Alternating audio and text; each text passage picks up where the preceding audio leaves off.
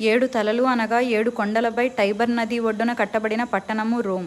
అంటే అంత్యక్రీస్తు రోము నుండి వచ్చును అని కొందరి అభిప్రాయం. అనగా 10 రాజ్యముల రాజులు ఒకే కూటమిగా ఏర్పడి ఒక రాజును ఎన్నుకుంటారు.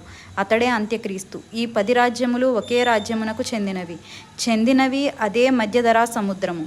మధ్యధరా సముద్రము నుండి బయటికి వచ్చుచున్న క్రూర మృగమే యూరోపియన్ సమాజము అని బైబిల్ పండితుల అభిప్రాయం. ఇది 1956లో ఆవిర్భవించింది. దీనిలో అనేక దేశాల వారు సభ్యులుగా చేరారు. చివరికి 10 రాజ్యములే మిగులుతాయి. అదే అంత్యక్రీస్తు రాజ్యముగా ప్రపంచమంతటినీ పరిపాలిస్తుంది. అంత్యక్రీస్తు రాజ్యస్థాపన కనుచూపు మేరల్లోనే ఉంది. క్రీస్తు విరోధి రాజ్యస్థాపన 7 సంవత్సరాలు పరిపాలన. అంత్యక్రీస్తు రాజ్య దశలు 4. మొదటిది అంత్యక్రీస్తు రాజ్యస్థాపన. రెండవది మొదటి 3.5 సంవత్సరములలో వాని రాజ్యము స్థిరపరచుట శ్రమల కాలము.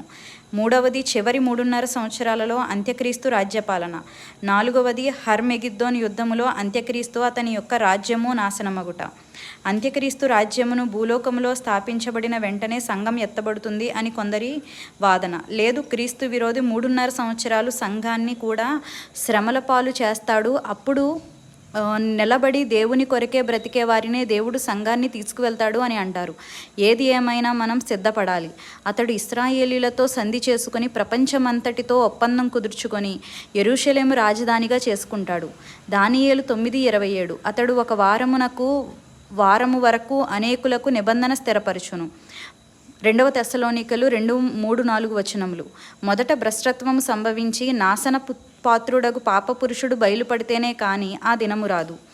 ఏది దేవుడనబడునో ఏది పూజింపబడునో దానినంతటినీ ఎదిరించుచు దానికంతటికి పైగా వాడు తన్ను తానే హెచ్చించుకొనుచు తాను దేవుడనని తన్ను కనుపరుచుకొనుచు దేవుని ఆలయములో కూర్చుండును. గనుక ఏ విధముగానైనను ఎవడునూ మోసపరచకుండా చూచుకొనుడి. యోహాను సువార్త 5:43. నేను నా తండ్రి నామమున వచ్చియున్నాను, మీరు నన్ను అంగీకరింపరు.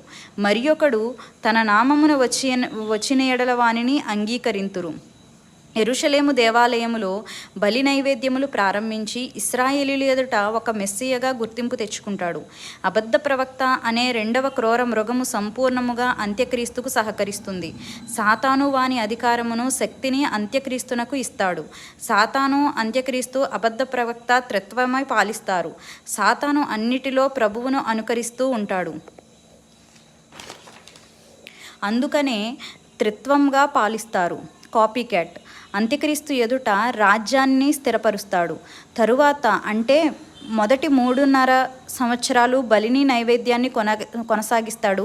నెక్స్ట్ 3.5 years తానే